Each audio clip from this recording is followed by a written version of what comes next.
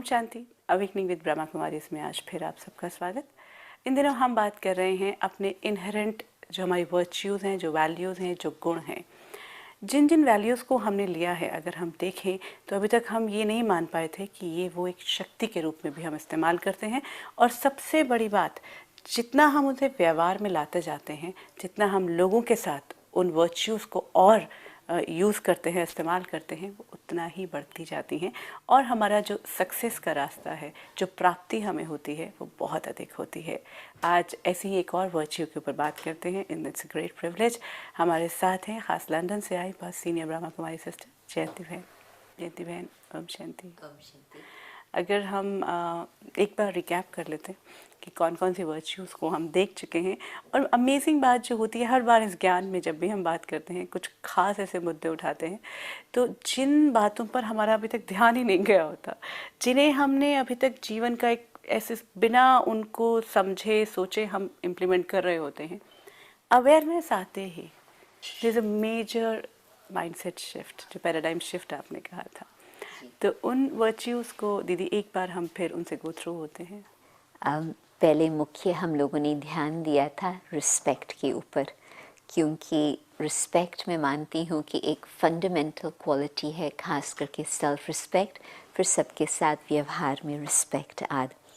इसी तरह से हम इस बात को भूल गए हैं कि वास्तव में प्रेम भी कोई बाहर से खरीद करने की वस्तु नहीं है या किसी से मांगने की बात नहीं है, परंतु अपने अंदर ही वो प्रेम का संस्कार समाया हुआ है। और फिर ये भी हम लोगों ने देखा कि आजकल वैसे संसार में सच्चाई तो रही ही नहीं है, परंतु सच के आधार पर ही हमारी जीवन की नया और आगे बढ़ सकती, नहीं तो हम बीच पावर में घूम रहे हैं। तो सत्यता पर भी हम लोगों ने चर्चा की।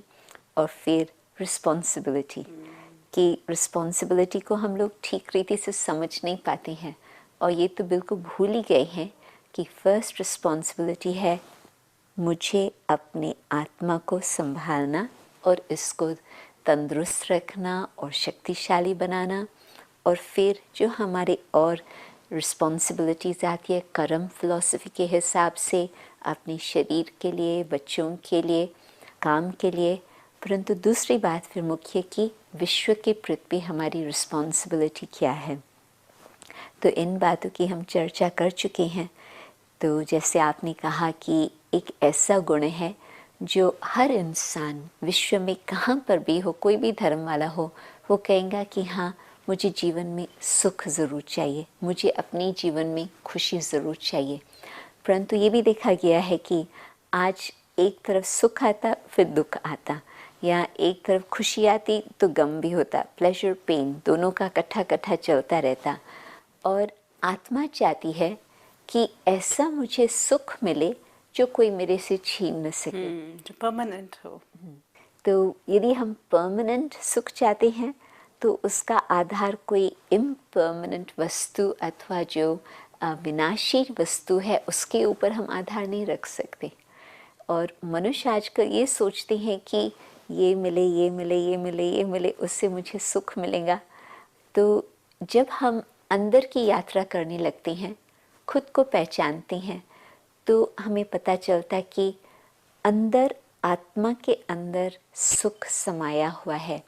जैसे आत्मा के अंदर शांति और प्रेम है, इस तरह से अंदर आत्मा के अंदर सुख का अनुभव भी समाया हुआ है। बहुत सुंदर बात। और एक बार हमने हैप्पीनेस पे पहले भी बात की थी, तो यही बातें सामने आई थी कि हम हर आत्मा, अगर हम आज उनसे बात करते हैं तो वो खुशी ही तलाश रहा है।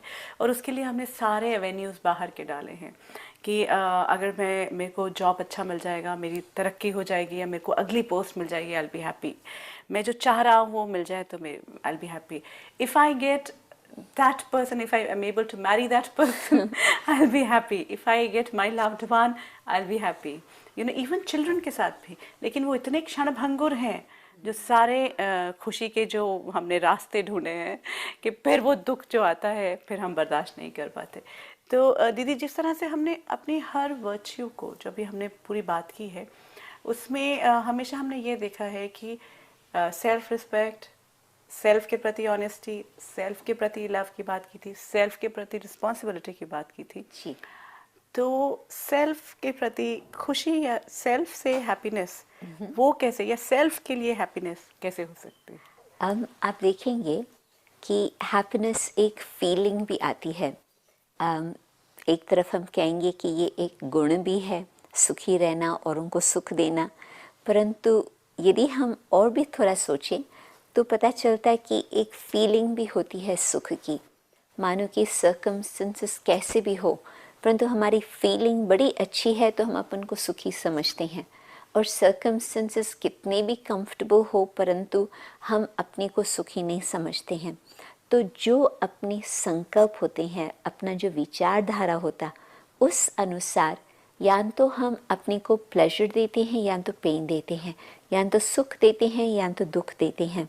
मानो कि हम किसी से एक्सपेक्टेशंस बहुत ज़्यादा रखते हैं तो वो एक्सपेक्टेशंस हमारी मीट नहीं हो पाती है, तो अपने ही संकल्प के कारण मैंने दुख उठाया।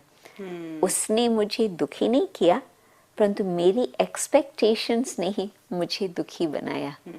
और यदि हम अपने आप अंदर संतुष्टता रखें तो वो संतुष्टता के आधार पर जो कुछ भी है, जैसे भी है, हम अपन को सुखी रख सकते।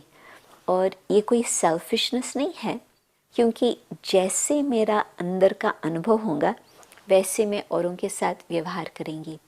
यदि मैं डिसकंटेंट हूँ, असंतुष्ट हूँ, तो मेरा व्यवहार किस तरह से होगा।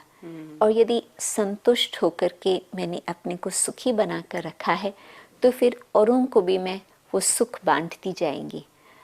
मानो कि कई कहते हैं कि हम तो सुखी हैं, परंतु प्रश्न मेरा है कि आप सुखी हैं, परंतु क्या आपने औरों को सुख दिया है?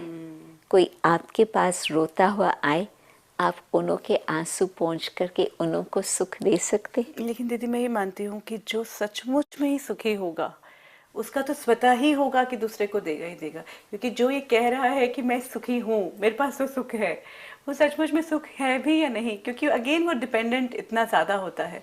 जैसे आपने अभी एक बात ये कही, उसी से बहुत सारे एग्जाम्पल्स लाइव हमारे सामने आते हैं कि मेरी एक्सपेक्टेशंस हैं कि वो व्यक्ति ये काम मेरे लिए कर दे, अगर उसने वो कर दिया तो मैं खुश हो गया, और मैं इतना खुश हो गया, मैं इतना खुश हो गया कि मुझे लगा ये ज़िंदगी का सबसे महत्वपूर्ण चीज़ है। लेकिन उसके ना करते ही और उसके साथ ही ये भय जुड़ गया मेरा कि अगर इसने अगले पल नहीं किया तो मेरा क्या होगा। तो ये जो मेरी पूरी डिपेंडेंसी खुशी को लेकर मैंने किसी और की उस पर की हुई है, ये इसको मैं कैसे सॉल्व कर सकती हूँ? ये पूरा ही बंधन हम कहेंगे, ये कोई निर्बंधन फ्रीडम की जीवन नहीं है। मैंने अपनी जीवन की खुशी किसी और के हाथ में दे दी है। और ये भी होता कि आज मानो कि आपने मेरी एक्सपेक्टेशंस पूरी की भी और मुझे बहुत खुशी हो गई, परंतु कल मेरी एक्सपेक्टेशंस और ज़्यादा होती जाएंगी, और ज़्यादा होती जाएंगी, और ज़्यादा। मानो कि जैसे छोटा बच्चा है, वो कहेंगे मम्मी मुझे बाइसिकल लेकर के दो, बस संसार में मुझे और कुछ नहीं चाहिए, बाइसिकल ही चाहिए। फिर थोड़ा और बड़ा होगा तो बाइसिकल से तो कंटेंट नहीं होगा, वो कहेगा कि अभी तो मुझे स्कूटर चाहिए, मोटर बाइक चाहिए, फिर और कहेगा मुझे गाड़ी चाहिए और बड़ी गाड़ी चाहिए।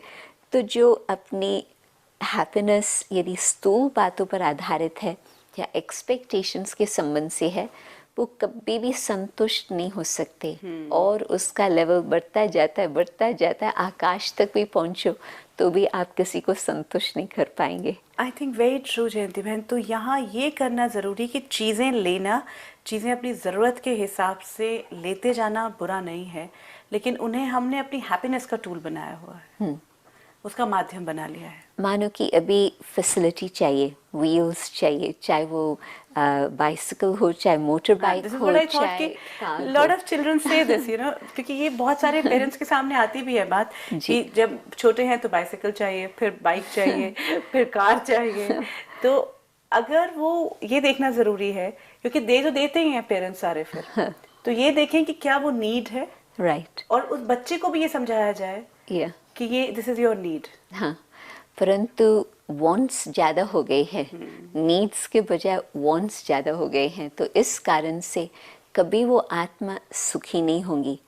और यदि कोई आत्मा इस बात को समझ लेती कि सुख मेरे अंदर की ही वस्तु है, और यदि मैं अपने संकल्प को शुद्ध और श्रेष्ठ और शांत बना करके रखती हूँ, तो फिर वो मेरी जो फीलिंग आती है वो सुख की फीलिंग आती, और जो परमात्मा के द्वारा हमें प्राप्ति का अनुभव होता वो सुख हमें कभी भी कहाँ पर भी बाहर से नहीं मिलता।